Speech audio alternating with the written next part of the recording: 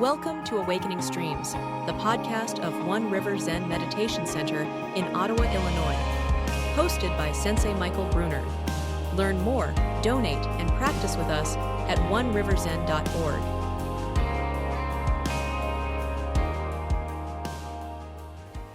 So we've spent a lot of time in practice over this past weekend. Yeah, time takes on a different quality when we're spending this much time in meditation. Much more boundless, much more free. And we're free to experience so much more in this boundless, infinite moment when we're dilated, when we're open in this way. And so we've experienced quite a bit of how our labels and judgments initially creep in, but then become very substantial.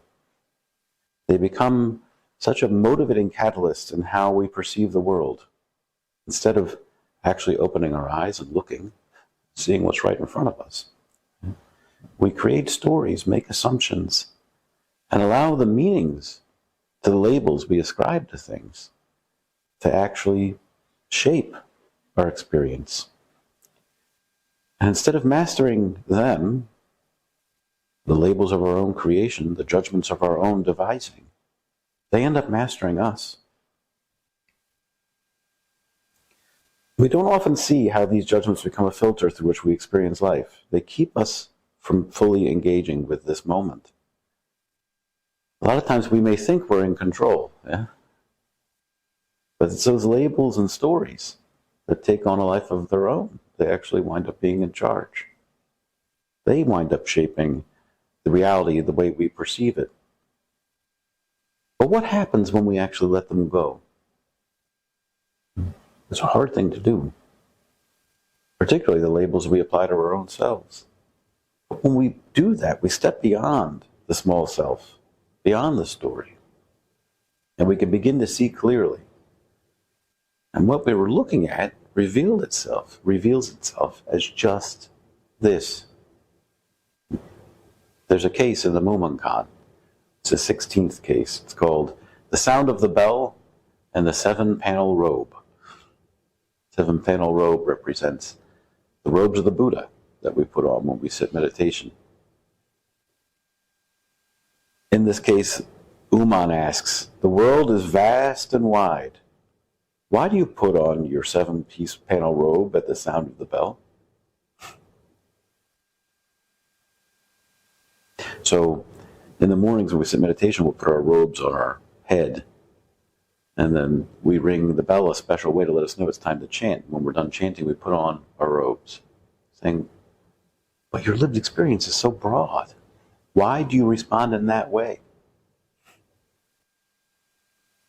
So full of possibilities, infinite in scope, why do we still respond to the bell this way? Why do we follow the form? Why do we then put on the robe? The question here ultimately is not about the action, but about the deeper intention behind it. Are we putting on the robe because we think that's the appropriate thing to do based on what we've been told? Yeah. Because it's what we always do?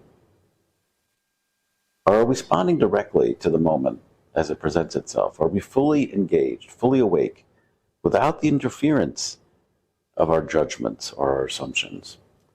In practice, it's very easy for us to fall into the habit of going through the motion.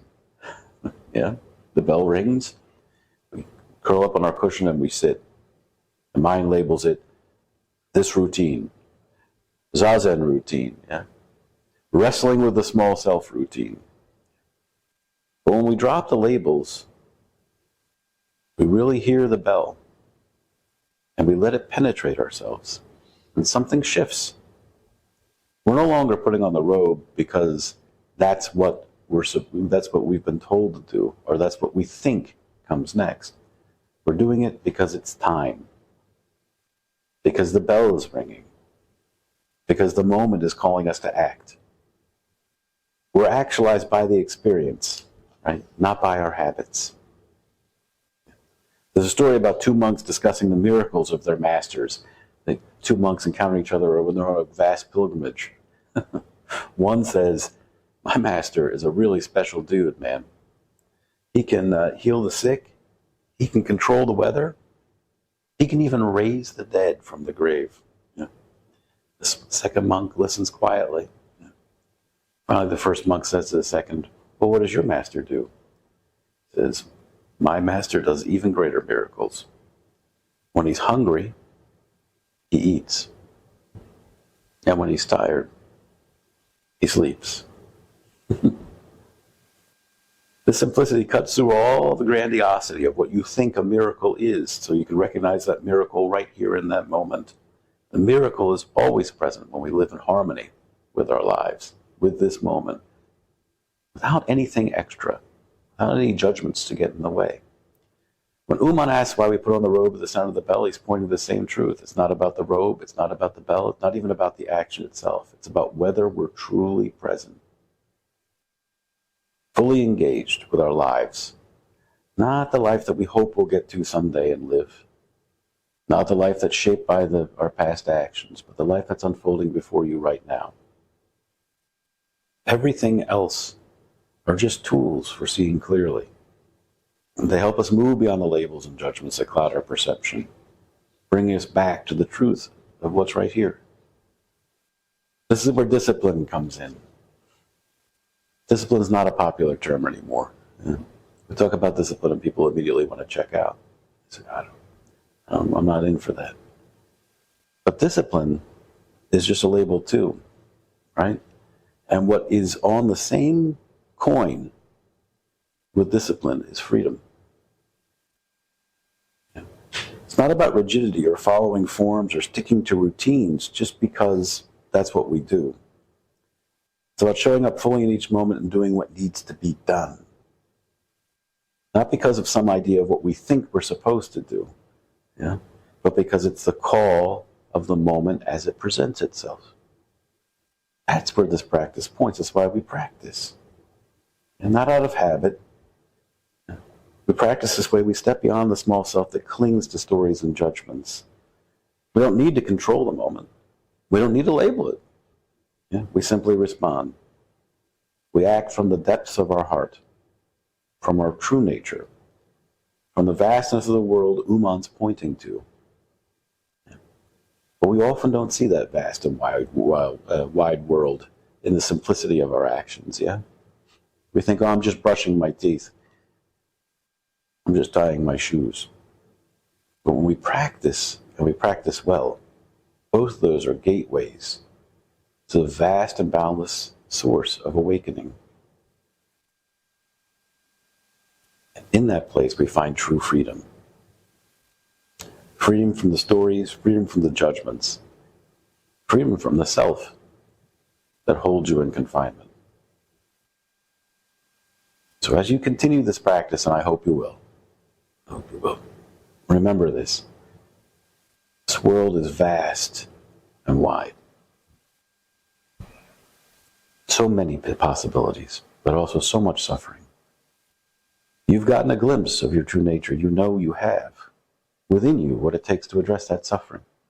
Not just the suffering that you find within the confines of what you call yourselves, but everywhere you find it. Yeah. The bell is ringing. I promise. How are you moved? How are you called?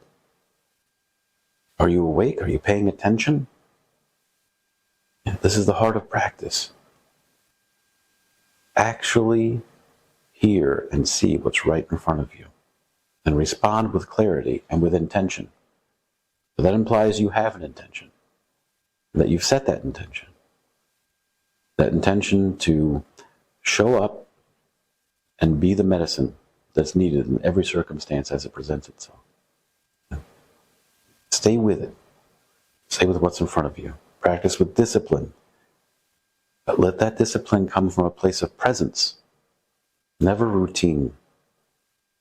Yeah, when we're hungry, we'll eat. And when we're tired, we'll sleep. But then when we wake up, we sit zazen. And when we sit zazen, we open to our lives in a new way so that we can put one foot in front of the other. Moving through our lives with courage and with skill. Yeah. And saving all sentient beings from suffering. When that bell rings, put on your robe. Not because you should, but because it's time.